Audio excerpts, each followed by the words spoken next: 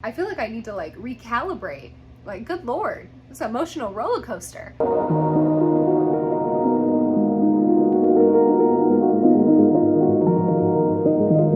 Hi guys, it's Sarah. Welcome back to another video here on my channel. Today's been a pretty eventful day. I don't know how y'all have been feeling, but it was a pretty weird one. I got water in my charging port on my phone somehow, so I almost wasn't able to film, but I ended up just flipping my days. If you're anything like me and you have your to-do list, I like to have a plan and a schedule, and I don't really want to mess that schedule up. So it was a stressful 15 minutes while I tried to decide how would I move forward.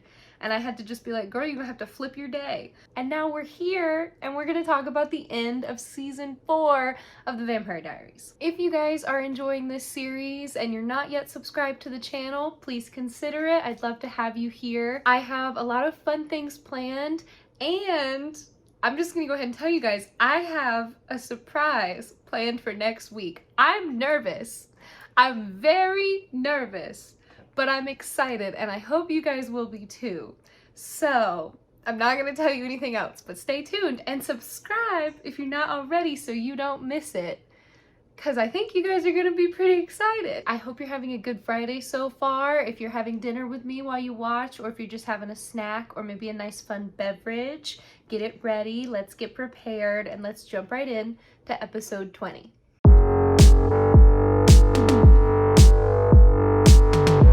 So episode 20 is called The Originals, and it is, in my opinion, knowing what I know, basically like a prequel or like the episode that gives you the beginning of the spinoff for The Originals. I'm not totally sure if they filmed in tandem, but the storylines at this point, this is when everything branches off. So we'll still see characters from the original family in The Vampire Diaries as we move forward, but it won't be nearly as often anymore. And then I think that The Originals is going to pick up at this point in the story.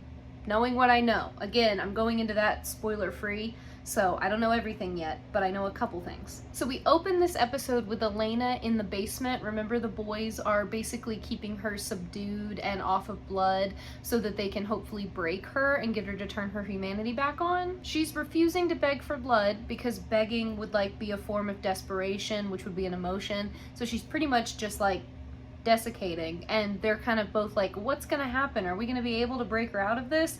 And they're just hoping for the best at this point. Catherine just like shows up in the house and is like, hey, what's up? She takes a drink and she's like, hi, nice to see you guys. Did you miss me? Damon's like, you are really freaking bold. What are you doing here? Klaus literally lives here. And she's like, actually, Klaus is gone because of our little friend, the wolf girl, Haley. We cut to New Orleans on Bourbon Street. Haley is at a bar talking to a witch named Jane Ann, which, if you'll remember, is the one that Catherine said was like planning something to take Klaus down in her letter that she sent to him. Haley is looking for her family, but she can't get anybody to give her any information, and Jane Ann says that that's because people like her, meaning the werewolves, were run out of town. There's a woman in the bar watching Jane Ann talk to Haley. When Jane Ann like hugs Haley goodbye and Haley leaves, we see that Jane Ann has a little bit of Haley's hair that she like somehow plucked from her. We cut to Jane Ann and her friend, whose name we learn is Sophie. They're talking, and Sophie is like, I don't think we should be doing this. I think we're gonna get in trouble. Jane Ann is like, that girl is the only way to get to Klaus. We have to do it. You know what you have to do. And Sophie goes off, and then Jane Ann is like staying in the graveyard, and after night falls, she starts doing some kind of ritual. Haley listened to Jane Ann, so she went right to the bayou, even though Jane Ann was like, be careful, that's the last place you want to go. Haley was like, absolutely. If there's info about my family there, I'm going, count me in. So she goes straight to the bayou as if nothing bad's ever happened to her and she's always had perfect luck. While she's looking at the map that Jane Ann gave her, Jane Ann is doing the ritual and it causes the map to combust into flames. Then her car breaks down, so she can't leave. This is like so scary. She even calls for help, and Jane Ann does something else that makes her phone mess up so she can't get cell service. People come out of the woods to surround Haley, and then Jane Ann blows out a candle. Haley collapses, and we see Sophie kind of catch her on the ground, so we know that they're all involved. Elijah and Rebecca discuss the fact that Klaus went to New Orleans to figure out what the witches were planning against him. Rebecca's kind of like, yeah, I couldn't care less. I hope he dies. Elijah is just like, well, I'm gonna find out whoever's after him, and then I'm either gonna stop them or help them, depending on my mood. Klaus is in New Orleans as well, trying to find info on Jane Ann, but none of the witches want to talk to him because of a man named Marcel, who they say is in charge now, and if they're caught helping Klaus, they'll get in trouble. Klaus goes looking for Marcel and finds this man singing in a club, like just full on singing a song in a club in the middle of the day. It's New Orleans, I know that, but it is such a funny character reveal. Like, I forget every time that this is how we meet this man. Klaus squares up with him, and they have a little bit of like an angry alpha match against each other, where Marcel has these like bodyguards with him that are just like, what are you doing to our man? Leave him alone. And Klaus is just kind of like, hey, I've been looking for you. And Marcel's like, Klaus, wow, bold of you to come back to town. What are you doing here? Wish you would have told me. And Klaus is like, why? What would you have done if you would have known I was coming? And Marcel's like, I would have thrown you a parade. And then they start laughing and they hug. Marcel is a vampire. This is him again, in case you forgot. And Klaus is his sire. Marcel's inner circle are daywalkers, which is not great news because it means that Marcel has witches working for him / witches under his control. Klaus tells him that he's there in town looking for Jane Ann, and that's really all he wants. And Marcel is like, no way, you're looking for her? Come with me. They go out into the street, and all the vampires are like hopping around on the roofs. Nobody's being subtle about the fact that they have supernatural powers. Klaus is like, what's going on? They just act like this all the time. And Marcel's like, yeah, these are my night walkers. These are kind of the riffraff, you know, but I still love them. They're still my family. They bring Jane Ann out, and Marcel is like, you are accused of practicing witchcraft. How do you plead? And Jane Ann is like, I didn't do anything. And he's like, we know you're lying. He's got eyes everywhere. And they saw her in the graveyard doing her little spell that messed with Haley. He says if she'll just tell him whatever spell she was working on, because the witches are allowed to do magic. There's just rules. So he's like, just tell me what you were doing, and then, you know, I'll grant you mercy. I'm a man of leniency. I can be nice. And then before she can open her mouth to say anything, he's like peeling the leaves off of a switch, like a big branch in his hand, and he whips it at her and slices her throat, and Jane Ann freaking dies. Klaus is super duper pissed about this, but Marcel is like, relax. I just got caught up in the show. I was just proving how strong I am. You taught me how to do that, Klaus. Like, this is just how we keep control around here. Then Marcel tries to find out why Klaus needed Jane Ann so badly. Like, what did he even want to know? And Klaus is just like, I'm not telling you that, and like deflects and acts like, I guess it doesn't matter anymore. Klaus goes to meet with Sophie, and this is when we find out that she's actually Jane Ann's sister, so that sucks. Vampires come in and watch them talk, so Sophie won't say anything to him. She's like, it's not safe. Marcel is in control of this town, and I'm not talking to you while they're present. Klaus then goes over to those vampires and is like, exactly what are you doing? Following me. They're like, oh, Marcel just wanted us to, you know, keep an eye on you. Like, we're just supposed to make sure you're okay while you're in town. And Klaus is like, do it again and I'll rip out your spines. Sophie goes outside to a little shrine that's been set up in the alley, and vampires come out and are like, you're doing magic? What are you doing? And she's like, I'm praying to my dead sister. Would you guys like to talk to her? Go ahead. And they're like, oh, you know, Marcel will be mad at you for doing that. And she's like, whatever, I don't care. She goes to go inside. They go to attack her, and then they just start getting picked off one by one. They get snatched, and then their hearts are dropping to the pavement, and Sophie's like, what is going on? And then a man drops down into the alley with her. Surprise! It's Elijah. I know. He loves to make an entrance. He's like, I'm Elijah. Have you heard of me? And she's like, mm-hmm. And he goes, tell me what business you have with my brother. So then we cut to Klaus just like strolling through town, kind of taking in how crazy everything's gotten. The vampires are quite literally just like eating people left and right, drinking from them. There's like lots of partying going on. there doesn't seem to be any real order anymore, and so he definitely looks a little concerned. He goes up into the club where Marcel is at and storms in, kind of attacks the men. Marcel's like, what's going on here, dude? Calm down. Klaus is like, how dare you have me followed? Are you joking right now? Marcel kind of like calls everybody off. And then Klaus is like, why don't we go for a walk and you can show me around my town? We cut to Marcel and Klaus on the roof.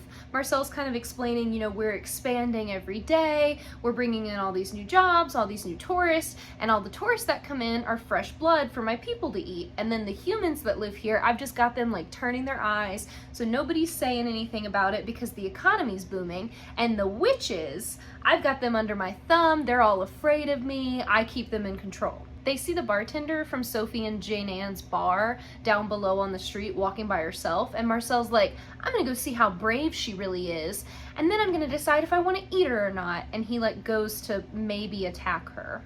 Elijah then shows up on the roof with Klaus. It's really fun because Marcel leaves and then Klaus is standing there and he's like, hello, brother. And then Elijah's there and he's like, hey, what's up? I need you to come with me. I know what's going on. I know why they're after you. I can tell you everything. And Klaus is like, no freaking way. How'd you find out? And Elijah's like, I am the smart brother. He takes Klaus to the cemetery. Yikes, Sophie is there. And Elijah's like, go ahead and proceed. And Klaus is like, what the frick is going on? She says, Marcel's out of control and we need you to help us stop him, meaning Klaus. Klaus tries to leave, and then Haley shows up, and she's like, Klaus, please, you need to listen to what she has to say. He starts laughing, and he's like, y'all think a one-night stand that meant nothing to me is gonna convince me to stay? I think not, and he tries to leave again. Sophie says that witches always know when something new is brewing because they're servants of nature and it's all connected. And then she's like, and me specifically, I happen to have the special talent of knowing when a girl is pregnant. And Klaus is like, what? Yeah, that's right. Elijah then goes, Niklaus, that girl is carrying your child. Haley is pregnant!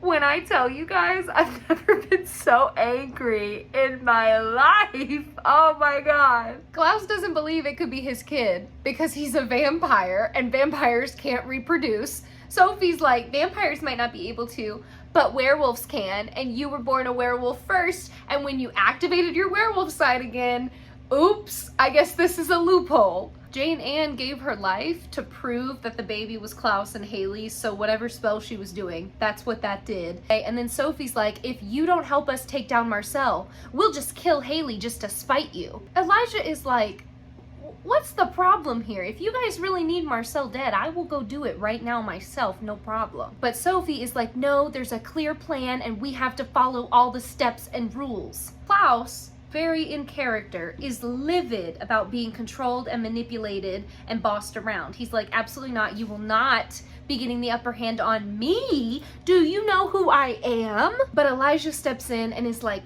listen. And then it goes really quiet and Klaus can hear the heartbeat inside Haley's stomach. I hate this arc. I hate it so much. They're both stunned, shocked, absolutely flabbergasted. The whole room is just like, well, that's confirmation enough. Klaus even starts to get teary-eyed, y'all. Like, this is a very intense moment. But then, true to himself as always, Klaus looks over at Elijah and goes, kill her and the baby. I don't care. Klaus goes running away, but Elijah follows him. Klaus is like, this is a trick. I'm not stupid. And Elijah's like, this is a gift. This is a chance to start over the way we've always wanted to. Klaus doesn't want to be manipulated because he hates feeling like he's not the one in charge. And Elijah's like, so what if they are manipulating you? What does it matter if at the end of it we can keep our family safe and we can start over together? Klaus just really wants the power in the situation, but Elijah insists that family is power and it's time for them to stick together again and be the original family that they're supposed to be. Elijah then goes on to be like, I don't even know you anymore. I don't recognize you, but I know that you're my brother and we're supposed to be together always and forever. And if you will do this, I will stand with you and I will stay here and we will build a life together in New Orleans for our family. We can be together again as a family, as we're supposed to be. Just say yes. And Klaus says no. Elijah calls Rebecca and fills her in on everything, and she's like, I don't know what you expected. Klaus is terrible. He's so selfish. Of course he's not gonna help you. When are you gonna give up on him and realize that he's not worth redeeming? Elijah is like, I will stop when I believe there's no redemption left to save. Catherine was listening in on the phone call on Rebecca's side, so then she steps in and is like, I don't know what he's worried about. You know, of course Klaus is gonna give in. And Rebecca's like, why would you think that? My brother could care less about Haley. And Catherine is like, because he's just like me. We're super selfish. We're willing to do whatever we need to do to get what we want. But at the end of the day, we're really freaking lonely and we hate it. Then she tells Rebecca to tell Elijah to call her, which is gross. Klaus goes to Marcel. He wants to know what exactly Marcel did to get the witches to bow down to him. But Marcel is like, yeah, that's my business. I'm not telling you. Oh, goodness, be careful. Klaus says he left Marcel 100 years ago and Marcel was nothing. And now all of a sudden he's in charge. He has all this power. He has this huge family. Like, what's going on? Marcel is like, why do you want to know so badly? Are you jealous? He says he took over and he built on what Klaus left behind, and now it's his town and the vampires are in charge, and he's the one that got rid of the werewolves, and he's the one that holds the witches down, so he's the one with all the power. He's the king of the quarter. Klaus does not care about bowing down to anybody, so he lashes out and bites one of Marcel's men, and then he's like, oops, he'll be dead by morning. Looks like I broke one of your rules. Too bad you can't kill me though, since I'm immortal. So who has the power now, friend? Klaus goes running off and he watches the artist kind of in the downtown square area. He sees this specific painter that's like going at it on the canvas, very similar to how Klaus paints. Then he sees the bartender from before, so I guess Marcel didn't eat her. He goes up to her. Now would be a good time. I think I showed you guys her, but she kind of looks like Caroline. You know, she got a vibe to her. So he goes up to her and she starts talking to him. We find out her name is Camille, but she goes by Cammy. She's very sweet. What is that? What? What? Stop! Ah, oh my god. I am having a hell of a freaking time. They start talking about the artist that they're both watching, that painter, and she's like, I love watching them work because they all have their unique stories. Like this guy, it seems like he's in a lot of pain. He's very sad. He's seeking for control on the canvas where he doesn't have it in his life. You know, basically describing Klaus. So he's next to her being like, damn, this girl can see into my soul. And then she turns to him and she's like, I'm sorry, that was probably kind of weird. That's not true at all. That's probably not his story. And Klaus is just like, no, I think you were right the first time. And then when she goes to say, so, do you paint? He's gone. Klaus sits down on a bench alone, and then when the camera pans out, Elijah is sitting beside him. I love the way this man just appears places. Like, what is he doing? Klaus says he forgot how much he really, really liked New Orleans. And Elijah is like, I didn't forget. So Elijah says that he didn't forget, and this is one of the places that he remembers their family being the happiest. Klaus says that for 1,000 years, he's lived in fear of settling somewhere because of Michael and how he was chasing them, you know? But now he's got this like ability to, and he just sees Marcel in his city that he loves with all the things he wanted, like a family and power and all of that. And he's like, I want what he has. I want to be king. And Elijah's like, okay. And what about Haley and the baby? And Klaus goes, every king needs an heir.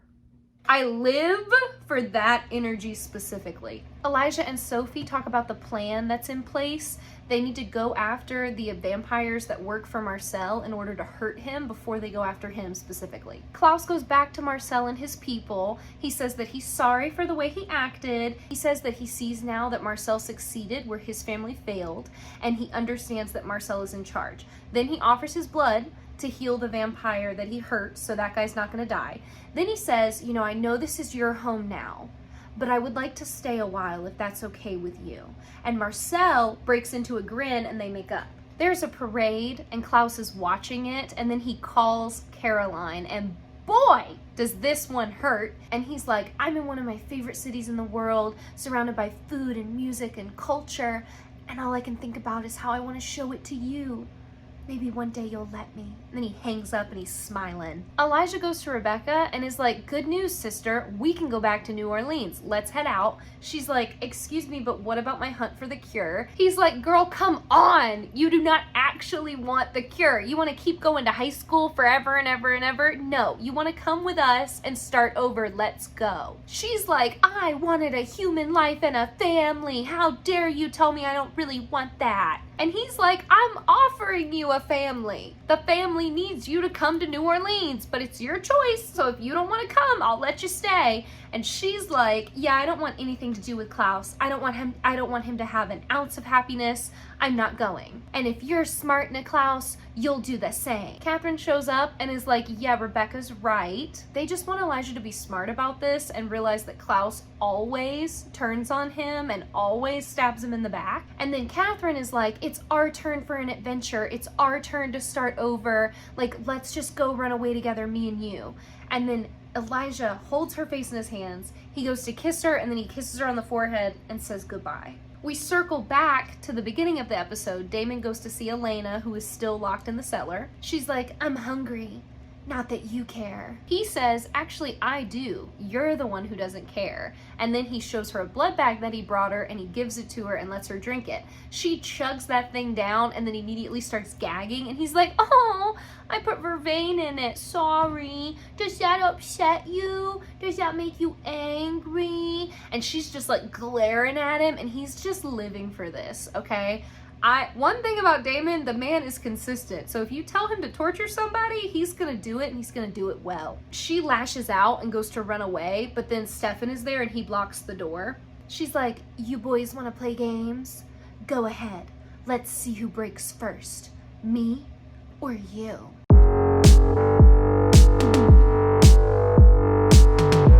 Alright, so episode 21 opens with Elena showing up to school. Caroline's there and she's like, Elena, oh my god, I got valedictorian. And then Tyler and Bonnie are there too. So they're all like walking up to senior year. Elena is like, what is going on? Something's wrong. I'm not supposed to be here with you guys. She realizes that it's a vision from Damon. So he's just like in her head right now. He shows up and he's like, what? I'm just showing you all the things you're missing since you're being a little brat and blowing off senior year. She complains that he's starving her, and he's like, if you keep refusing to turn your humanity switch on, there are lots of different ways of eliciting an emotional response. Damon comes out of the vision and pulls Elena out of like a little metal coffin safe thing that they're keeping her in, and he's like, how you doing in there? You doing good? You need a couple more minutes? And he like puts her back inside. He is not struggling at all with being mean to her and doing what needs to be done. Stefan, on the other hand, is pretty distraught. Caroline shows up and wants to talk to her, but Stefan is like, no, the whole point is that we keep everyone away from her. We need to make sure she starts to feel misery and isolation and desperation. Like, that's what we need. And Caroline's like, okay, well, you're already hurting her. So she's super sick and weak and I can talk to her. She's not gonna be able to hurt me. Caroline goes in and talks to her and even brings her like a little bottle of blood that she like snuck in to give to her. She says she doesn't agree with the boys' methods because she knows Elena and this isn't going to be the way to get through to her. Elena is just really mean and is basically like, you know, Caroline, I don't think you know me at all. I don't think you know anything about me anymore. Also, if you think I'm terrible, just remember that you ran Tyler out of town and Klaus left without even saying goodbye. She says some stuff here about Klaus too that's just kind of, you know, mean on purpose, like saying that maybe Caroline just likes the bad guys and maybe she doesn't really have as good of a moral compass as she thinks she does, which is rich coming from the girl in love with Damon.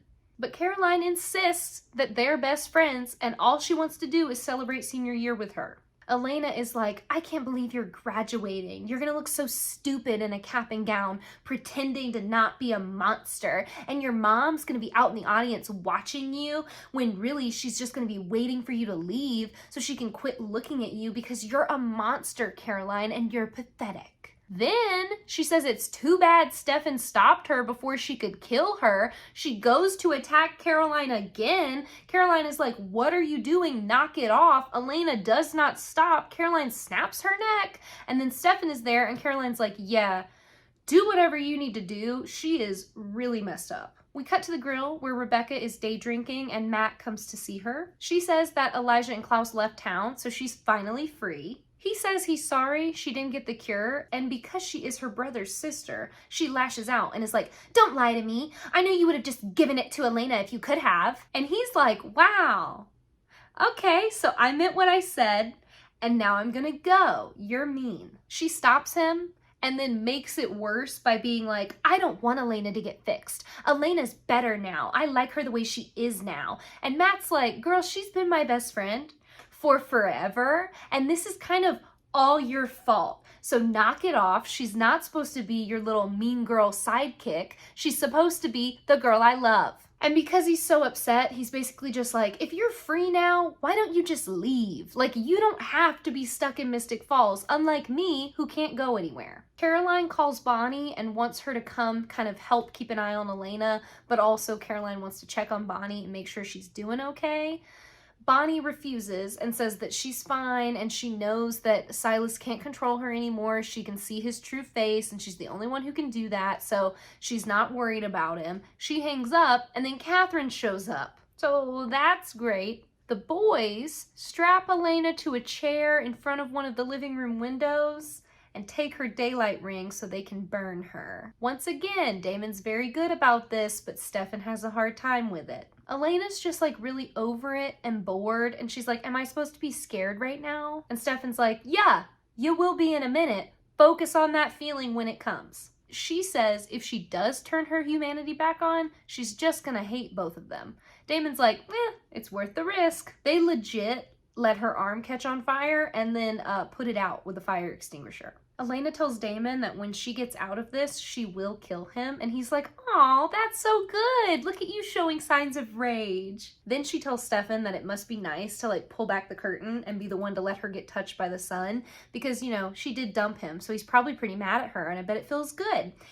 Which is, you know, pretty vindictive. They just burn her again. Caroline and Matt are outside talking so that she doesn't have to fully listen to Elena being burnt. Matt's not doing too good. He just seems kind of off and sad in these episodes. Caroline's like, "I ordered your cap and gown when I ordered mine because I figured you'd forget. And also I got Elena's too. Like, I hope everything's ready when it's time. I just want to graduate and I just want us to be happy together again." He's like, "We're gonna get Elena back. This is going to work, I promise." Rebecca shows up with food. It's mostly for Matt, but it's also kind of an extended peace offering to everyone. She says that she's planning to stay and help Matt study since he's struggling in classes. Caroline is like, "You're struggling in what now?" Because he just didn't tell her. He's basically like not failing, but he's super behind and he's not sure if he's gonna graduate. So then Caroline, you know, is obviously like, "Well, I'm gonna be the one to help you study. I'm the best studier. I can do this. We can fix you." And Rebecca's like, "All hands on deck. Like, let's all help. I don't mind. We can help him together." And Caroline's like, "Who invited you?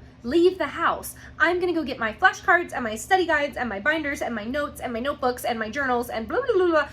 And then she leaves and Matt's like, "Whew." And Rebecca goes, "You dated that?" And Matt's like, "Yeah, she likes a project." When Caroline goes outside, she drops her keys before she can get into her car, and then she feels someone watching her. She turns around, and it's Klaus. He's like, "Hello, Caroline." Bonnie wants Catherine to give her the tombstone. She says that she did agree to help Silas initially, but now she's been hiding from him and just biding her time. She won't tell Catherine what she's working on, but she's like, "If you help me, I'll make it worth it for you." They stop burning Elena and she lashes out verbally to Damon again, and she's like, "The sire bond wasn't real, and I was never in love with you. Everything was fake." That obviously hurts him a lot, and then she teases him about the fact that it hurts. Then she jumps out of the chair and rips open the curtains and catches herself on fire. Obviously the boys step in and stop her, and while she's like on the floor, put out by the fire extinguisher, she's like,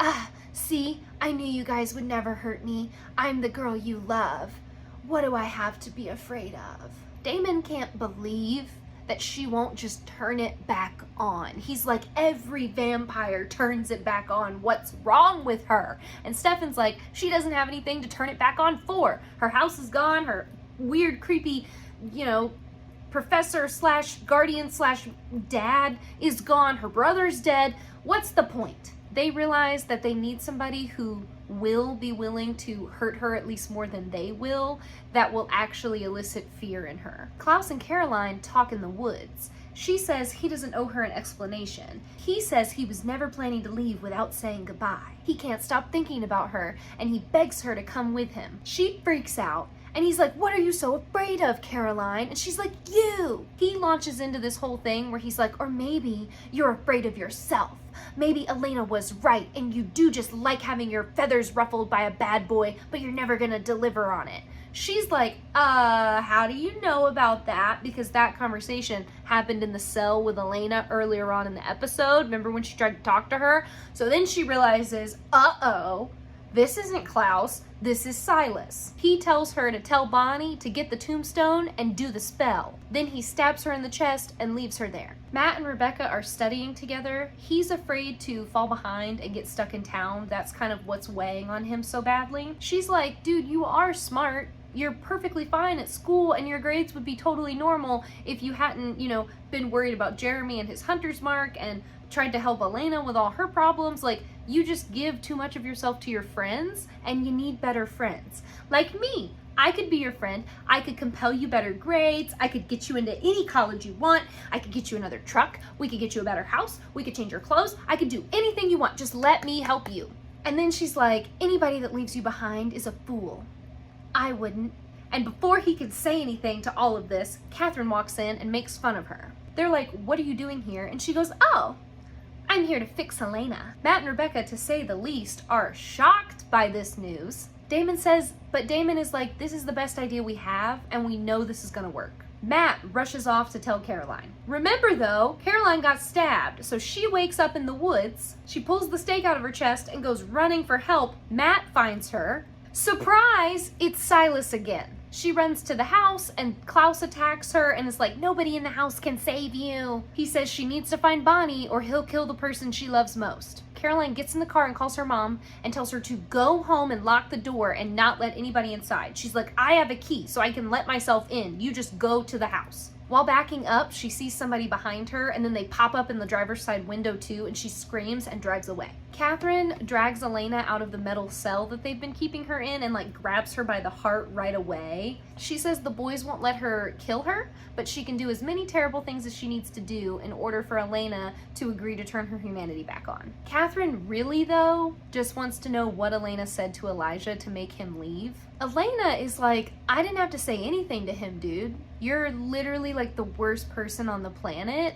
Why would anybody want to be with you? You're not good enough for anyone. It's no wonder he left. Catherine says, I might be terrible, but at least I've never been so weak that I had to turn it all off. She's like, you wouldn't last a week as a vampire if everybody wasn't fawning all over you and taking care of you all the time. She locks Elena in the cage and then she goes, but I'd love to see you try. And she opens the door. Damon and Catherine are talking post her torture session. She's teasing him about how he's so dumb and Elena's definitely gonna go back to Stefan because Damon never gets the girl. That's the problem with him. Speaking of Stefan, he comes running in and he's like, Elena is gone.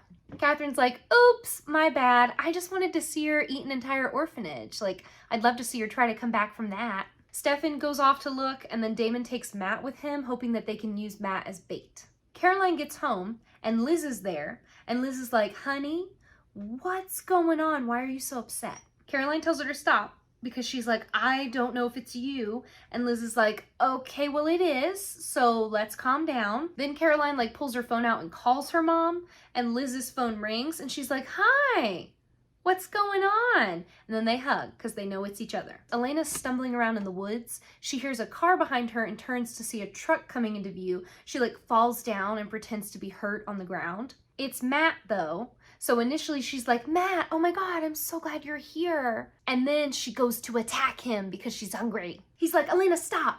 You don't want to do this. You're the girl I love and you're my best friend and I know you better than anyone and I know that deep down that has to matter to you. Even with the wall you've built up, that has to matter to you.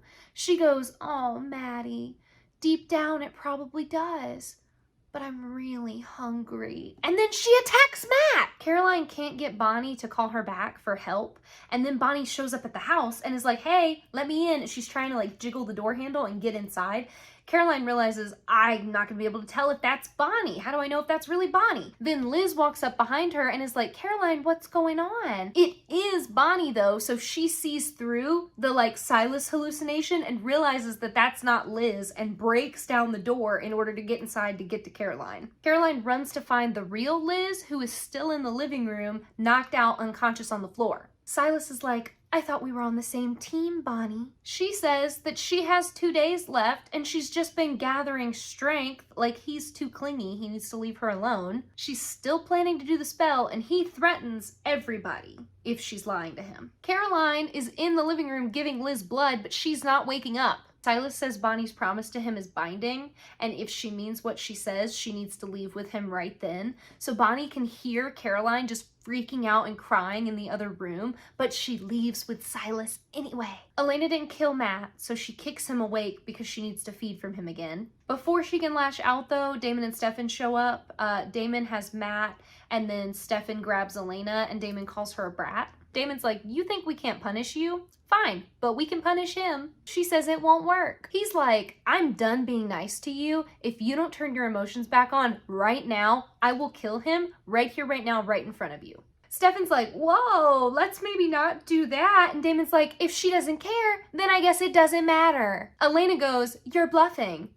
Damon snaps Matt's neck and just drops his body at their feet. Elena goes, and just freaks out. So does Stefan. Stefan's like, what happened? What's going on? Damon is like, do you feel anything now, Elena?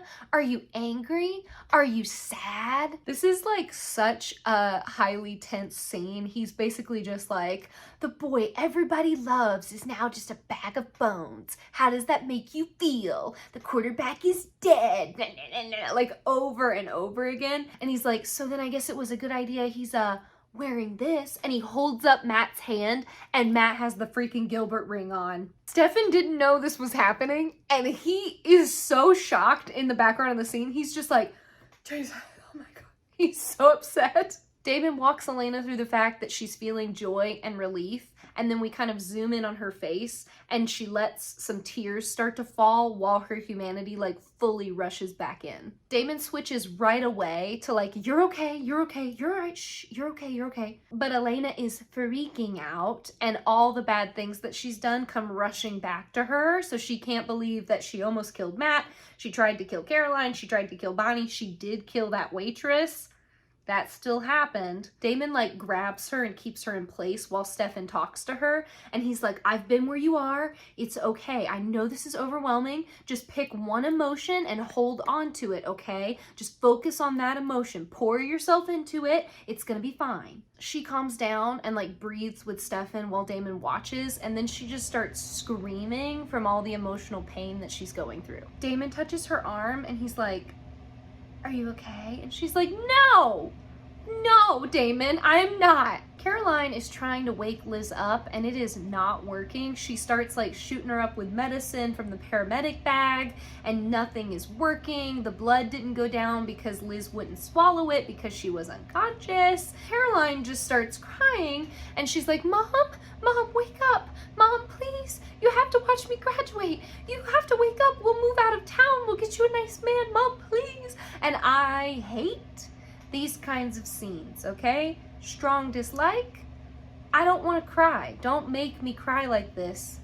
But Liz wakes up and everything is fine. Matt wakes up too. He's got a huge headache, but he's okay. Rebecca is there watching him and she calls him brave. He says that Elena saved him from drowning and he's just glad he was finally able to pay her back. She says there aren't enough apologies in the world to make up for the part she played and what happened to the two of them and how, you know, she ruined their life in a lot of ways. But if he doesn't want her to cheat him into college and stuff like that, she will do it like the normal way or whatever, but she's gonna spend every day from now until graduation making it up to him. Which they graduate in 2 episodes, so I don't think it was that many days, but she's making a nice point. Catherine goes to Bonnie again and is like, you know, I figured it out. The tombstone can't just be some stupid rock.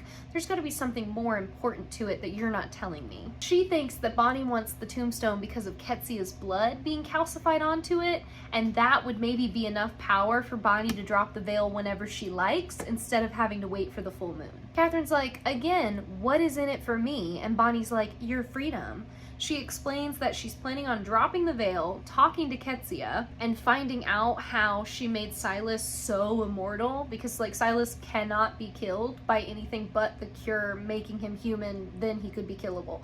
So she's like, I'm gonna find out how she did that and then I'll do it for you. And Catherine's like, girl, you got a deal. Elena wakes up to Stefan putting a blanket on her back. He asks how she's doing, and she's like, well, I feel terrible, but you're right. It was just a big cheat move, and I never should have done it. I need to feel my emotions. I need to do something about what's happened. Stefan's like, yeah, girl, you need to rest. And Damon's like, you've been through a lot.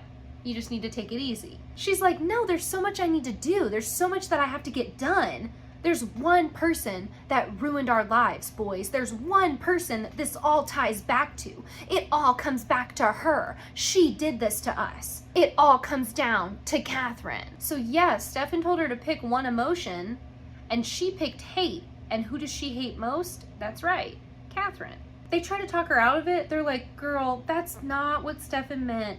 Hating Catherine, even for a minute of your life, means Catherine wins. And Elena goes, not if I kill her. Uh-oh.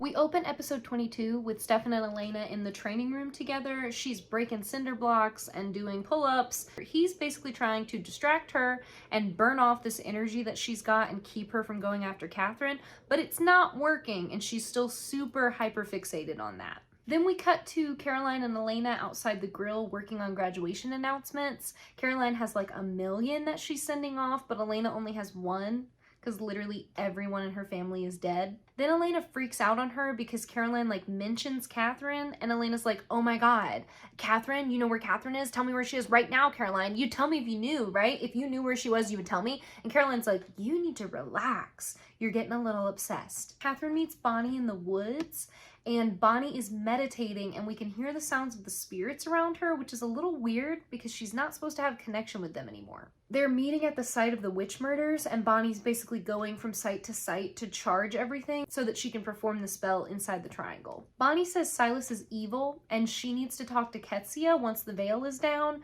which is the whole reason why she needs to drop it, so that she can find out how to truly put Silas down again. Catherine thinks doing that is stupid because there's no way Ketsia is going to show up and talk to her, so she goes to leave, but Bonnie actually linked them because she's like, I know you have the tombstone, I need you to give it to me, I can't let you go off without me because what if Silas gets to you? So now they're stuck together for the day. Damon and Stefan talk at the hospital. Damon doesn't think that there's anything they can do to stop Elena from going after Catherine, no matter how badly Stefan wants to, and he's kind of just over it and like not really worried about it. He's like, it's gonna happen if it's gonna happen. Liz shows up and tells them that they've got a problem, something's wrong.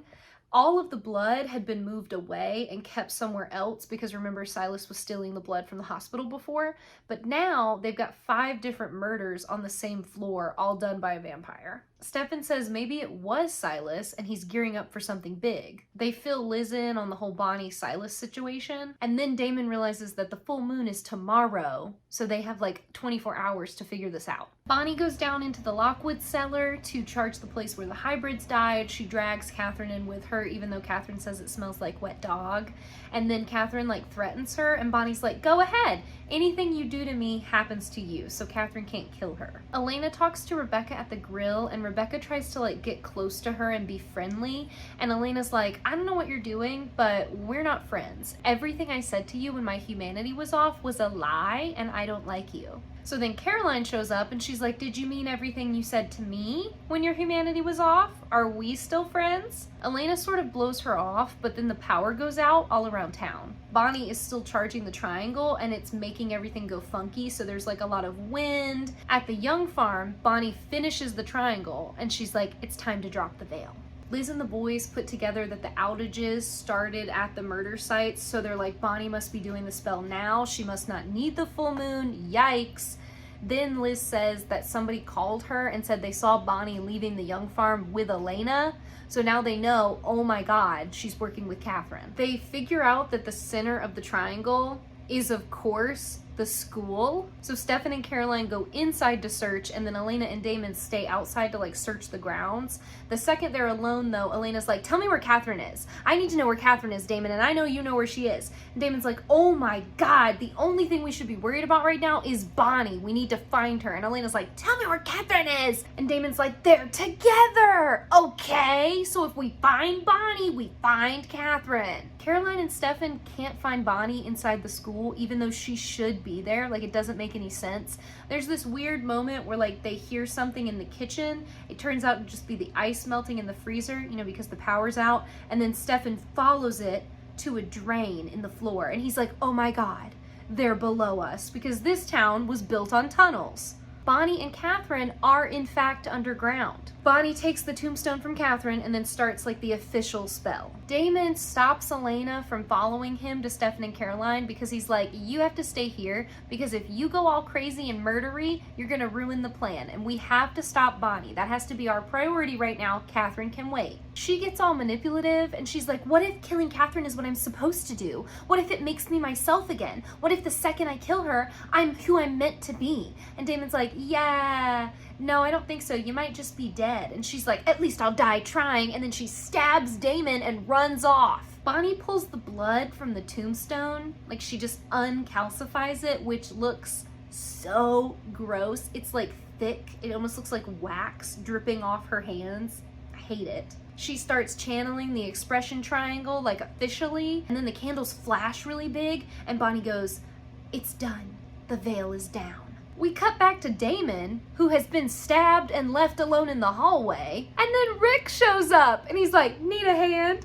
Oh my God! Damon's like, hello? What are you doing here? Rick just like pulls the stake out of him. Damon's like, are you Silas? And Rick is like, would Silas know about locker 42? And then he pulls out a bottle of secret alcohol from locker 42, because I guess the implication of that is that Rick hid alcohol throughout the school. And Damon's like, okay, good. You're not Silas, but you are a ghost, so the veil must be down. Rick is like, yeah, the veil is down. So that means that people can see him and touch him and hear him, and he's like basically a person again. But it's only inside the triangle, and it's not everybody, it's just the people that were connected to Mystic Falls that either had like good things left unfinished or bad things left unfinished. So I'm sure that'll be fine. Matt and Rebecca are still at the grill together. She's helping him close up, and they're getting kind of cute and cozy together. He's like, why are you still here? I'm the only one getting paid. And she's like, I don't mind at all. It was kind of fun. And then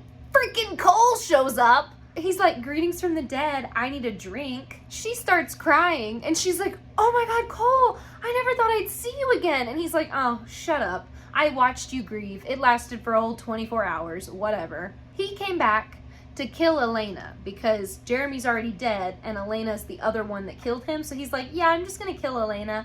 Then he threatens Matt, and Rebecca's like, not in my bar, get out. They tell him that they don't know where Elena is, but he's just a jerk, so he breaks a bottle and then stabs Matt in the throwing arm with it. Like, he literally just flings the broken bottle, and it just like chink right into Matt's shoulder. Bonnie's trying to connect to Ketsia, but she can't get through to her. And then Catherine hears somebody coming, because remember, they're down under the school in like the tunnels.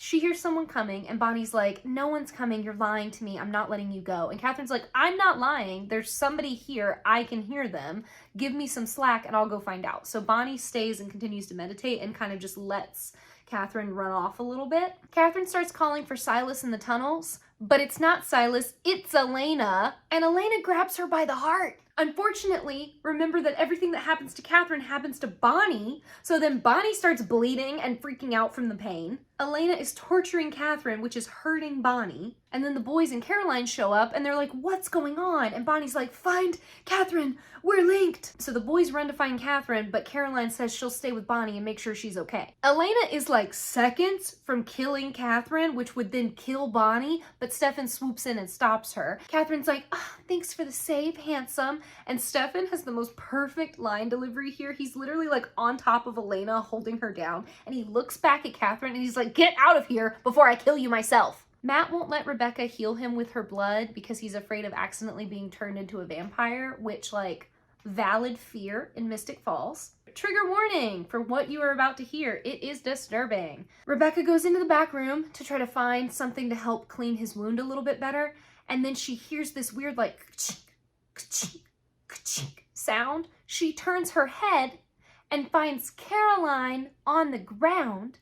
She's like, what are you doing? Because Caroline's holding a sharp thing and she's just going, ka-chink, ka-chink. It's really bad. And Rebecca's like, whoa, what's going on? Yeah, I know. So then Caroline's like, he told me I had to keep cutting.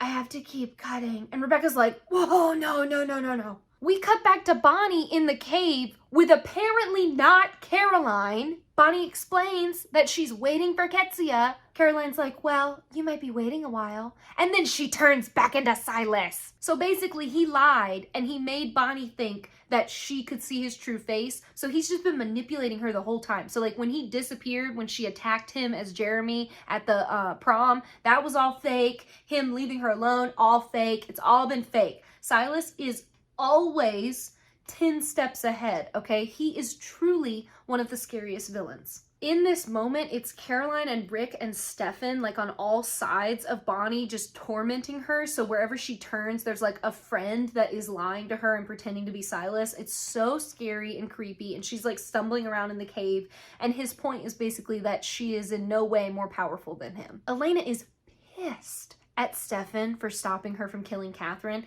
and he's like, you're an idiot, they were linked, you were gonna kill Bonnie. And all Elena can think is, do you still like Catherine? Do you like have a thing for her or something? Are you still into Catherine? That's stupid, Stefan, I can't believe you stopped me. He's like, this whole situation right now with the hatred and everything is just a distraction. You're a vampire, Elena. Grow up and realize that you have to be able to handle your grief. Do you have any idea how many people I've loved and lost? Get it together. And then he's like, I'm here. I can help you through it. And that just pisses her off. And she's like, will you look at yourself? You're always here for me. You're always giving me your time. I don't want it, Stefan. I want to kill Catherine. He's like, good. I'm glad you're mad at me. She tries to leave. He stops her. She slaps him. And she's like, yeah, I tried that. It didn't work. I still want to kill Catherine. Rebecca is trying to stop Caroline from literally cutting off her hands. But it's a struggle because Caroline is freaking out and she's like, he told me to do it. He told me to. I have to. I have to. So then Rebecca just slaps her in the face and Caroline's like, ah, bitch. And Rebecca's like, oh, thank God, you're back. Matt calls Damon, who is with Rick, and basically explains the whole Caroline is not real. Whatever Caroline you guys have with you is not the real Caroline. And Damon is like, okay, cool, Rick, call Stefan and explain that to him. Rick is like, isn't Elena your girlfriend? Like, shouldn't you be the one to tell them that? Fake Silas Caroline is back, and he's like, Bonnie, just drop the veil. Drop the veil so I can take the cure, and I'll even let you kill me, and then I'll be gone for good. But Bonnie doesn't want to free everyone. And he's like, well, if you don't let them free to roam the earth, I'll be here roaming the earth and I'll kill everyone you love. Then he reminds her that Ketsia wants him on the other side with her, like she loved him and would want to see him again, so she's not gonna help Bonnie. In the tunnels, Damon starts calling for Bonnie because Rick was supposed to call Stefan and then Rick was gonna go be with Stefan and Elena and Damon was gonna go get Bonnie, so he's looking for her. Silas turns into Rick and then is like, maybe Damon can convince you, kind of implying that he's gonna go attack Damon now, and then he makes Bonnie hallucinate that the air in the room is like thin and she can barely breathe and she starts like choking to death. Elena decides that it's time to rip all of our hearts out and she goes to the cemetery to visit Jeremy's grave. Not only does she visit him, she starts talking to him. She says she gives up. Stefan was right and she wanted to kill Catherine for Jeremy and avenge his death, but it was just a distraction because she is losing it and she can't feel this much pain and miss him this much and live without him, and she's just like sobbing at this point. Someone walks up behind her, and before you get too excited, it's Cole! So they start fighting. Bonnie can't breathe. She is dying on the floor of the cave. But then Grams shows up and is like, Bonnie, it's okay. Breathe. This isn't real. And she convinces her to take a breath, and Bonnie is saved. Bonnie's like, I thought you were in pain. I thought something was wrong with you. And Grams is like, no, Bonnie, I'm fine. I've been watching over you. So that means that time that Bonnie messed with expression and Grams was like screaming in pain, that was fake. That was just the spirits messing with Bonnie. Grams has been fine the whole time. Bonnie's like, I can't defeat Silas. Grams changes her tune on expression and is like, I might not like it, but you have more power than anybody right now, okay? You can do whatever you want. Rick catches up to Damon, and we hear the snake sound, so we know it's Silas Rick, not real Rick. He's like, I talked to Stefan like you asked. Did you find Silas? Damon goes, yep, and then knocks him over the head with, I think, a flashlight. He proceeds to grab Rick Silas and wrap a chain around his throat and hold him in place. And then Bonnie shows up, and she begins to calcify Silas into place. As he, fades into rock, he covers his face and tucks into the wall so that they can't see what he really looks like. So we still don't know his true face. Cole is so creepy. He tells Elena that he's been watching her and tormenting her and whispering into her ear all the ways he wants to kill her, but he was a ghost, so she couldn't hear him. She's like, go ahead and do it, dude. You'd be doing me a favor. And he's like, as you wish, darling. But then we hear the sound of a crossbow, like a little bing, and the little swoosh, and Cole lets go of her to catch the shot, and it's Jeremy holding his crossbow, and he's like, how many times do I have to kill you? Cole is like, wow, amazing, little Gilbert is back, how extraordinary, I love this for us, and he starts villain monologuing, and then before he can finish his sentence, Stefan snaps his neck and Cole drops. Jeremy runs to Elena and she's okay. She's just a little banged up. They embrace and she just starts crying and they're just holding each other and it's so sweet. And Stefan's just watching like, oh yes, this is incredible. Bonnie tells the boys that they need to get rid of Silas's body, but they cannot decide what to do with it. Elena shows up and tries to apologize to Bonnie for everything because now her humanity's back on and she's not focused on hate, so she can kind of do other things with her emotions now, so she knows she needs to apologize to everybody. But Bonnie is like, it's okay, you weren't yourself, and I know all about that, I've been there, it's gonna be fine, we'll make up, we'll have plenty of time, you need to catch up with Jeremy right now. Jeremy thanks her and then hugs Bonnie too. Bonnie says she'll give them as much time as she can, but she's gotta put the veil back up. Stefan tries to bow out immediately. He's like, I'm gonna go handle Silas. And Elena's like, wait, Stefan. But he just says, welcome back, and then leaves before she can try to talk to him. Elena then tries to talk to Damon too, but he's like, the most important thing right now is you and Jeremy and saying goodbye. We can talk later. Elena and Jeremy hug again. Look, y'all, I have 2 brothers and a sister, and I'm the oldest, and this is so painful. Stefan's now at the grill. Caroline shows up and she's like, why do you look so sad? Let's celebrate. He says he's not in the mood. She's like, what is wrong with you? We literally just defeated Silas. He says there was someone he thought he was gonna see today and he didn't, so he's just a little bummed. From behind, we hear, you better mean me. That's right, it's Lexi. Stefan's like, you gotta be kidding me. And then they're reunited and it's so sweet. She even thanks Caroline for keeping an eye on Stefan for her. Rick and Damon are getting rid of Silas's body together and they're drinking, and Damon is like, I thought you were cutting back, and Rick is like, I thought you were gonna look after the children, which means that Rick heard him that day at the cemetery after they did the floating lanterns and Damon went to sit with him and he was talking to him. Rick was there. We knew that, but now Damon knows that. So Rick's been checking in on him. Rick says he found the cure in Silas's pocket and gives it to him. How did Rick get it out of the calcified Silas's pocket? We don't need to know. Don't worry about that. Damon's like, what do I do with this? And Rick's like, get the girl. Lexi teases Stefan about being so hung up on Elena, and he's like, do you have any idea how much I've missed you? And she's like, yeah, believe me, I do. And it's really sweet. And then she says, but you know, Caroline's kind of cute. And he's like, don't even start. Bonnie is not putting the veil back up. She's trying to do a spell to get Jeremy to stay. Grams is like, that's not gonna work, Bonnie. There's no magic that can do that. Bonnie says she has all magic at her disposal. She calls on the spirits and the darkness of expression and does the spell anyway. Grams disappears and Bonnie can't see her anymore, and then she gasps and falls over and passes out. Matt and Rebecca are together. They're leaving the grill. The power comes back on and they see freaking Alexander. That's right, the hunter dude, just strolling through the park. Rebecca's like, what the heck? Alexander sees them and comes towards them. They turn around to run, and surprise, surprise, Galen and Connor are behind them. Bonnie wakes up in the cave. Graham touches her, so she shows up again, and she's like, I'm sorry. The spell was just too much. And then Graham shows her her freaking dead body on the ground. Bonnie goes, oh my God, I'm dead. And that's the end of the freaking season. Just kidding. There's one more episode.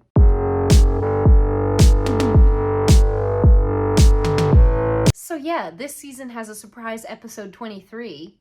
I forget every time though, and I'm always like, damn, they ended on Bonnie dying. But no, we get one more. This one's called Graduation because we got to close out senior year so that we can open season 5 with college. So we open with a shot of an empty graduation field, all right? It's set up, but the kids aren't there yet. Instead, it's all the dead people, the hybrids, and the witches that were killed in the murders. Cole is up on stage with the mic, and he's like, we're gonna take revenge. They killed us for no reason, and we're gonna take revenge on them, even though it's Silas's fault. Like, his whole thing was Silas is the bad guy, and now he's after them, even though Silas is still alive. So all these dead people could be going after Silas, but no. Shot to the Heart starts playing, like, iconic. Because remember, Stefan and Lexi love the 80s, so they're just like vibing, drinking together in the Salvatore house, just enjoying the time that they have. Damon comes home and is like, oh, good, Lexi's back. That's not awkward at all. And then Damon realizes, like, hey, if Lexi's back, then that means the veil didn't go back up. So did something happen to Bonnie or what? And Stefan's like, I don't know, did something happen to Bonnie? And Damon's like, are you drunk? And Stefan's like, I don't know, Mom, am I? And it's just ridiculous. So Stefan's decided he's not going to be a hero today. He's just going to get drunk with his best friend, which I don't blame him for. Have fun. Bonnie calls Caroline and is like, I'm sorry, I couldn't finish it last night, but I'm trying to fix what happened and I'm going to get the veil back up. I'm just going to have to wait until tonight when the full moon comes up. Caroline is so upset that they might graduate in the middle of a freaking zombie apocalypse. Obviously, Bonnie is dead, so she won't be graduating at all. Caroline insists that today will be a friend day and they will spend it together and they will go to graduation as a group and they will enjoy it, and then Bonnie can do what she needs to do that night. Bonnie agrees, and then Grams is like, honey, you gotta tell them. And Bonnie's like, I know, but I don't want to put this on them right now. They're gonna be so upset. They've been through so much. They deserve to graduate in peace. They really put a lot on high school graduation in this show. Like, it's a big deal. I personally hated high school. I enjoyed college much more, so I could have cared less. Grams reminds her to at least say her goodbyes properly before she comes back. Rick and Jeremy are just downing burgers and fries because they can't really eat on the other side. Jeremy tries to take the alcohol from Elena and she's like, no, you're too young. And he's like, what are they gonna do? Throw me in jail? I'm dead. And Rick goes, at least you'll have somewhere to stay. Excuse me? She cries, kind of over what she did, but also just over being happy that they're back. And she's like, it's a good thing that I'm crying. It means my emotions are back and I'm regulating them again. The grill then calls Elena and she thinks it's Matt, but it's actually Connor. Alexander has Matt and Rebecca held hostage outside Connor's old trailer that apparently nobody got rid of. Remember, Connor has all these weird weapons, so they put Matt on like what basically looks like a scale that is a bomb that if he steps off of, it will explode and kill him. Galen then shows up at the house and attacks Damon. Now would be a good time to tell you guys that I call him Galen because that's his first name, but everybody else calls him Vaughn, which is his last name and I guess just easier to pronounce, but his name is Galen Vaughn, so I'ma call him Galen. The hunters explain kind of across a couple scenes that they talked to Ketsia and they want the cure and Silas so that they can finish what they were supposed to do. And if they don't get those things, they'll kill all the family members that came into town for graduation. Galen starts monologuing about how Damon left him there to starve and Ketsia gave him back his purpose and now he knows what he's supposed to do and his goals are fulfilled, and then Stefan sneaks up behind him and snaps his neck. Rick goes to Connor and is like, what's up? I'm the dead legal legal guardian of the 18-year-old you just threatened. Can I help you? And Connor is like, yeah, I wouldn't threaten me right now, dude. I'm loaded with explosives and I will blow up the grill at any time I see fit. Rick is like, this is my bar and no one is gonna blow it up. Rick is still a vampire ghost? So he grabs Connor and yeets him out of the room, and then he does explode the explosives on him, but it doesn't actually blow up like the whole grill, and supposedly nobody gets hurt. Rebecca is trying to figure out if she can get Matt out of the blast zone in time, and Alexander is basically like, you can probably survive it, but if you try that with him, he's gonna end up dead. Matt tries to keep her mind off Alexander because he is like truly an asshole. So he asks her what she wants to do after graduation. Rebecca says that she's gonna give Matt the life he deserved. She's gonna take him to Italy and she's gonna show him the church that she loves so much, which remember is the place where she was gonna marry Alexander. So then he goes, oh, that's a romantic spot, perfect for weddings. I take back everything I said when he first stabbed her with the dagger. Remember when I was like, he looks a little sad while he's doing it? No.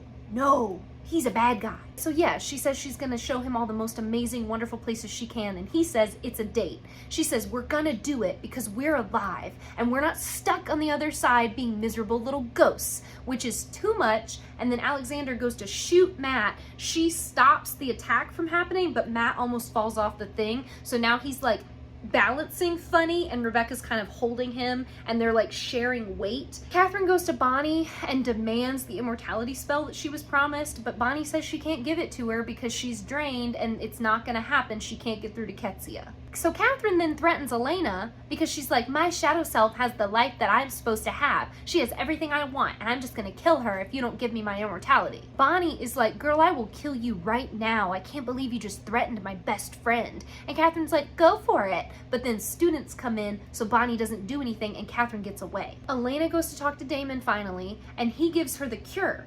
And she's like, I can't take that, Damon. There's only one, and the hunters are gonna kill everybody in town until they get it. Like, I can't be selfish and take it. But he pushes it into her hands anyway and is like, take it, Elena. I want you to have it. She gives it back though and says, no, I don't want it, which answers the sire bond question, so it's broken. Jeremy shows up and Damon's like, come on, little Gilbert, back me up here. And Jeremy just goes, well, actually, I love you, Elena, no matter what you choose. And Damon's like, are you joking right now? Stefan doesn't go up. This is happening in the Salvatore house, and so Stefan and Lexi are downstairs. He doesn't go to join in on that conversation, and Lexi's like, why not? Don't you want to weigh in on it? And he's like, it doesn't matter if she takes the cure or not. It only matters if she still likes Damon. Lexi's like, what are you gonna do if she doesn't like Damon and she picks you? And Stefan's like, she's the love of my life. I'll go back to her in a second. Excuse me? And he's like, but if she doesn't want me, then that'll be the push I need to finally leave town. Galen then regenerates on the floor because, you know, like how Cole is back, the ghosts can be killed, but they don't die, so they'll just keep coming back. Upstairs in the room, Damon like flinches in pain when he moves, and Elena's like, what was that? And he's like, nothing, okay, I'm fine. And she's like, take off your shirt, Damon, show me what's going on. And he's like, Elena, there are children present. And he like looks at Jeremy and she's like, fine. So she just grabs his collar and like pulls it down, and we see this like big wound on his arm, and she's like, what is that? And he's like, the bullet that Galen used, it was laced with werewolf venom. Elena's like, okay, we need Klaus. We need to get Klaus right now. And Damon's like, dude, he's in New Orleans. He's not getting here in time. That's like 10 hours away. Jeremy suggests the cure, and Elena's like, oh my God, he's right. That's perfect. If you're a human, it won't affect you. You'll be fine. And Damon's like, yeah, I'm not taking that. No. Damon then goes downstairs and gives Galen the cure, and Galen's like, what? What are you doing? And Damon's like, come on, I'm gonna take you to Silas. I'm gonna give you what you want. Everybody's sort of just like, Damon, what the heck? And he's like, let's go, Galen, woo! And they leave. Rebecca is still trying to think of a way to get Matt off the bomb, and Matt's just like, you know, maybe I won't die. I'm wearing the Gilbert ring. Maybe I'll be fine. And Rebecca's like, are you an idiot? You will be blown to bits. You will absolutely die. She then says, fine, okay, the first rule of living is doing the things you're afraid of. And she kisses Matt, and in the confusion of the kiss, she she backs him up and she steps up onto the platform. Yeah. So then he's off the platform and he's like, what did you do? And she's like, run, Matt. And he takes off running. He gets out of the blast zone. Alexander's like, what's going on? What did you do? And she's like, heh, bye. And she runs and the place explodes. Everyone's trying to convince Elena to go graduate. And she's like, are you guys insane? We have to go get Klaus. Damon's gonna die. Stefan's like, Elena, honey, I will go to New Orleans myself. We have time for graduation, okay? It was one little bullet. It was just a trace of vampire venom. He's gonna be fine.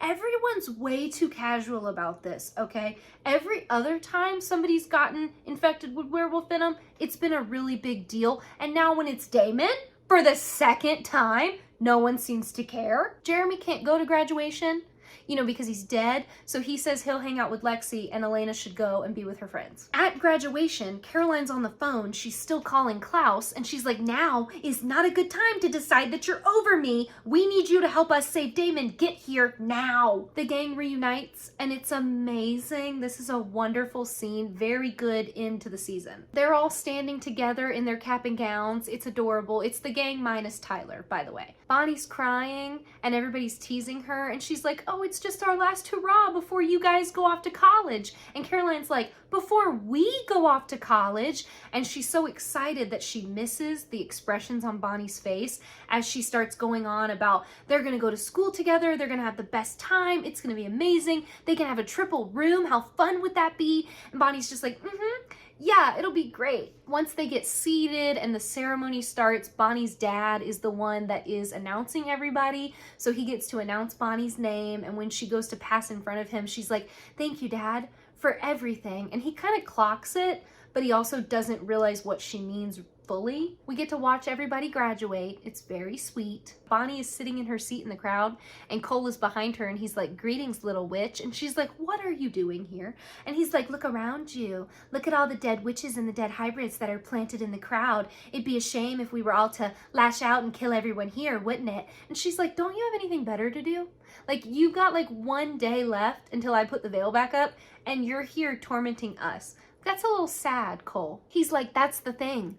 I don't want you to put it back up. I want you to drop it completely. Bonnie then takes Cole to her dead body and is like, yeah, I also want to drop the veil completely. I would love to do that. Cole gets so excited. He's like, oh my God, heck yes, we'll do it right now. I'll go with you. We'll do it together. This is perfect. And then when he tries to move out of the room, he realizes he's locked in and she trapped him inside. He's like, why would you do this? She says that even though what she said was true, she can't do it because people like him need to be kept as far away from her friends as possible. Galen hasn't gone into the water yet to get Silas and Damon's kind of messing with him. Galen then figures out that Damon's dying from that first shot because the thing is like spreading up his neck and he can see it. So he shoots him again in the leg. When Damon still won't tell him where Silas really is, he shoots him a third time before he can fire the last one, which would definitely kill Damon. Rick shows up, snaps his neck, and throws him into the water. Rick even caught the cure, so we're all good. Stefan's on the phone with Rick, and they know that now Damon has like minutes to live. Before Stefan can figure out if it would make sense for Rick to shove the cure down Damon's throat and like force him to take it, the phones get messed up, and they realize that the witches are moving in and attacking them, so all the vampires drop. So like Stefan, Elena, Caroline, they're all in pain. Surprise! Klaus pops up behind Caroline and throws a graduation cap and breaking beheads the main witch. This is the part of the show that because I watched the show over the course of one summer, and I want to say that I had been watching this show for like a month straight at this point, just binging the show. Maybe even less time than that, I'm not gonna lie to you. And this scene happened, and I'm looking at the screen. There's no warning. You don't get to look away. It happens unbelievably fast, and you see everything. It's as gory as you think it is. And I just remember sitting there and like not flinching. And then I thought to myself, wow, you maybe have been watching the show for too long. Like, you are very desensitized because I don't like gore. But that scene, just like Elena in the shower when the blood comes out of the shower, the beheading with the graduation cap just lives in my mind rent-free. So everything's fixed. Klaus got to town in time, so Elena goes to see Damon and he's all healed. He's perfectly fine. She then slaps him, and then we see Lexi and Rick and Stefan all listening from the other room, like downstairs.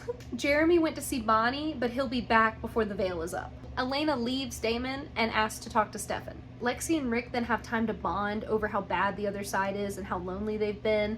And she's like, you know, but I know that there's gotta be something else out there. Silas wouldn't be so hell-bent on getting to it if there wasn't something else. So I think we're just atoning for the bad things that we've done, and then after enough time has passed, we'll be able to cross over and find peace. And Rick's like, that's gonna be really hard to do when the knuckleheads that we love can't get their lives together.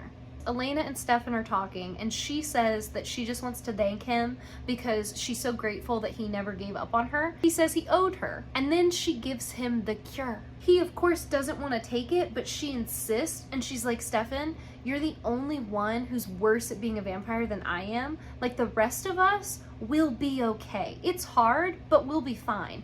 You deserve to have the life you want. You deserve a second chance. You deserve to be free of this curse. Nah, nah, nah, nah, nah. Does he? Do any of them? I don't know. Caroline's cleaning up from graduation and Klaus shows up and she's like, how did you get here so fast? And he's like, oh, I was already on my way. And he shows her the graduation announcement. So she sent him one and he was coming. He was gonna watch her graduate, which is a little bit creepy, but we gotta suspend disbelief, people. We gotta just pretend. He teases her a little bit and he's like, you know, I thought about giving you a lot of money or a plane ticket to New Orleans, but I knew you wouldn't come. So instead, I thought I'd give you something you really want. And then he says that Tyler is free to come back to Mystic Falls. He follows that up with, he's your first love. I intend to be your last, no matter how long it takes. Kill me. Then he kisses her cheek, says congratulations, and offers to walk her home. And he's like, let's get out of here before 12 hybrids decide to pick a fight. Belong by the Carey Brothers starts playing. Buckle in. Elena rushes into the room that Damon is standing in. The dress she is wearing is very similar to the dress she wore to her 18th birthday party. Remember when he gave her back the necklace and he walked her downstairs? Full circle moment. He says he wanted to apologize. She says, good. He says, but I'm not sorry. She's like, how am I supposed to be okay with the fact that you would rather die than be a human? He's like, I didn't say you had to like it. I just said I'm not sorry. You know what else I am, Elena? Selfish. I make bad choices that hurt you. Yes, I would rather die than be a human. I would rather die right now than have a few years with you and then die while you're still alive. That's who I am, and I'm not gonna change. And there aren't enough apologies in the world that encompass how wrong I am for you. She says, fine, but I'm not sorry either. I'm not sorry that I met you. I'm not sorry that knowing you has made me question everything. That in death, you're the one that has made me feel most alive. You've been a terrible person. You've made all the wrong choices. And of all the choices I've made, this will prove to be the worst one. But I am not sorry that I am in love with you. He goes to her. She's like, I love you, Damon. I love you. And they kiss. It's perfect. No notes. In case you were wondering, yeah, Stefan is listening. So Lexi's like, now who's eavesdropping? And then they hold hands while he kind of processes. We cut to Stefan putting Silas's body in the car. When he tosses him inside, it sounds like breaking rocks, but he doesn't even care. And then Damon comes out and is like, what are you doing? He's like, getting rid of Silas. And Damon's like, I'll come with you. And Stefan's like, no, it's okay. Lexi's gonna come with me. And Damon's like, oh yeah, okay, cool. And he goes to leave. Stefan stops him and is like, I'm not happy about what happened with Elena, but I'm also not happy for you. And Damon's like, thanks, brother. And they part ways. Jeremy comes to see Bonnie in the cave. She says she doesn't have any time left. She needs to put the veil back up. And he's like, no, I know. I came to be with you when it happens. He says he can't say bye to Elena, but he did leave her a letter, which is like very little brother of him. Like, good Lord. So Bonnie starts the spell. Rick is with Damon. Elena is off looking for Bonnie and Jeremy. Rick is like, you got the girl, man. Damon's like, I got the girl. And then he does his like signature half smile that Ian does. Rick is like, now don't screw it up. And Damon says, well, with you looking over my shoulder, how would I? And when he goes to hand Rick the glass, Rick is gone. Lexi and Stefan are in the car taking Silas's body away. She's trying to figure out where he's gonna move next, like New York, LA, where could he go? The possibilities are endless. He says, what if Elena was the one? And Lexi's like, she was, but you're immortal. And there can be a lot of ones in your life, Stefan. You just gotta find the next one. He says, I've never been to Portland, and she doesn't answer. And when he looks into the passenger seat, she's gone. And he says, see you later, Lexi. Elena gets to the school to try to find Bonnie and Jeremy, but Cole shows up and tries to kill her. Don't worry, he disappears before anything can happen. He just keeps her occupied so she doesn't get down into the cave where Bonnie is. But then Catherine shows up and says, happy graduation, Cupcake, and throws Elena into the wall. Bonnie pauses and says, it's almost up. And Jeremy's like, there are a million things I wanted to say, but nothing felt right. Bonnie's like, then don't say anything. They kiss, the candles go out, and then Jeremy stumbles away from her and he's like, she starts to cry. He's like, what's going on? What just happened? And she's like, it worked. I did a spell to bring you back and it worked. The veil's up and you're still here. He goes to hug her again and he can't touch her. Remember, Jeremy can see ghosts, so just let that sink in and hurt you. She says it's okay. She has the witches and Grams and she's gonna be all right. He doesn't need to worry about her. He can see her so they can talk whenever they want. He is just shitting his pants. He's like, Bonnie, what are you talking about? What happened? She makes him promise to tell Caroline and Elena that she went to her mom's for the summer because they deserve to have a good summer and not be worried about her. She doesn't want to take their happiness away. She walks into the caves and says she will be okay, and he can see Graham's waiting for her, and then she leaves. Rebecca goes to see Matt to check on him. He says he would invite her in, but he can't because Tyler made him promise to make it a no vampire zone. She says, look, I know we were under duress earlier, and we made all these plans, so it's okay if you don't want to do them anymore, but I just wanted to check because, you know, she's super excited. Matt is like, well, actually, Rebecca, I need to keep my love life a no vampire zone too. She, in a turn of events, is like, oh, yeah, okay, totally. And she goes to leave and like not pressure him. And then he goes, so whatever happens on the road, I need you to promise you're not going to get all crazy and think about marrying me or turning me into a vampire so we can be together forever, okay? Basically, he wants to go because he's never seen the world, and this is like the summer before college. So he's just like, yeah, I am going to take you up on your offer. Spoil me, take me everywhere, let's go exploring, and Rebecca is stoked. Catherine is attacking Elena because she didn't get what she wanted from Bonnie. She wants to take Elena's happiness since Elena took it from her. Elena then reminds her that she quite literally killed her little brother. The fight gets pretty brutal and Catherine breaks a mop over Elena's back and then stabs her in the throat with it. Elena starts to black out and flashes back to being with Stefan when she tried to give him the cure. After she told him that he deserved it, he told her that he was glad that she was okay with herself now, but everything he did to get the cure was to ensure that she always had the choice over whether or not she wanted to be a vampire. Catherine wakes her up by stabbing her again and says, bye-bye, little girl. And then Elena grapples with her and shoves the cure down Catherine's throat. She like crunches her jaw on it so that Catherine is forced to swallow it. Catherine passes out and lands beside her, so they're just laying side by side. And Elena goes, have a nice human life, Catherine.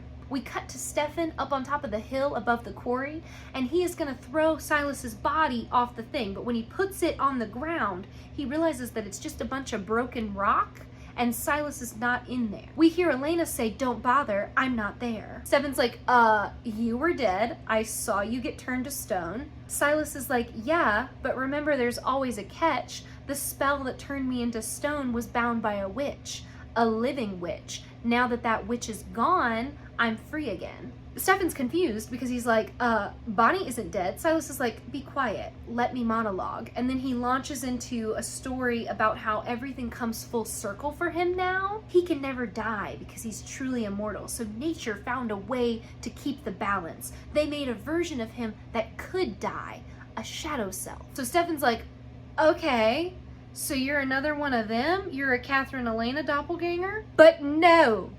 In the reflection of the car door, we see Elena turn into Stefan, and that's his true face. He goes, "Hello, my shadow self." Then he stabs Stefan, asks him if he knows what it's like to starve for 1,000 years, locks him in the metal coffin safe thing, and throws it into the freaking water. We see Stefan go down, the coffin thing starts filling with water, and he's screaming and banging on it, but no one's there to hear him, and we cut to black. I know, like, don't worry, season 5 is coming next week. We will get back into it. But good Lord, what a ride that was. I feel like I need to like recalibrate. Like, good Lord, it's an emotional roller coaster. I hope you guys enjoyed. If you did, please consider subscribing to the channel, giving the video a like, or commenting down below. I love talking to you guys. And like I said, there's a surprise coming next week. I'm really excited. I hope you guys will be too. Oh my gosh. Okay, I hope you guys are having the best week, and I will see you so soon. Have a good one. Bye.